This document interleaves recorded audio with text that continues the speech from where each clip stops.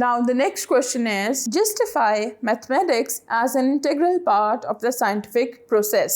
अब उन्होंने आपसे ये पूछा है कि किस तरह से आप जस्टिफाई करेंगे कि मैथमेटिक्स जो है वो साइंटिफिक प्रोसेस का एक इम्पॉर्टेंट पार्ट है. तो आपकी बुक में इसका आंसर एज इट इज़ मौजूद है. It's not very long but it's still there. आप बुक के पेज नंबर 28 पे जाएँ, उसमें हेडिंग है 2.3, that is mathematics as an integral part of scientific process.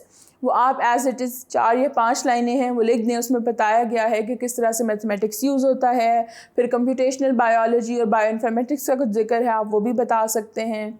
अगर आप चाहें तो आप इसमें कोई एग्ज़ाम्पल भी दे सकते हैं. जिस तरह डेटा कलेक्शन में हम मैथमेटिक्स को यूज़ करते हैं, हम स्टेटिस्टिक्स को यूज़ करते हैं, तो आप वो एग्ज़ाम्पल भी इसके अंदर लिख सकते हैं टू जस्टिफाई योर पॉइंट कि आप इसलिए कह रहे हैं कि मैथमेटिक्स एक इंटीग्रल पार्ट है. तो यहाँ पे आपके जो बुक के लॉन्ग क्वेश्चंस हैं वो ख़त्म होते हैं. I hope now everything is clear and you have the answer for each and every long question.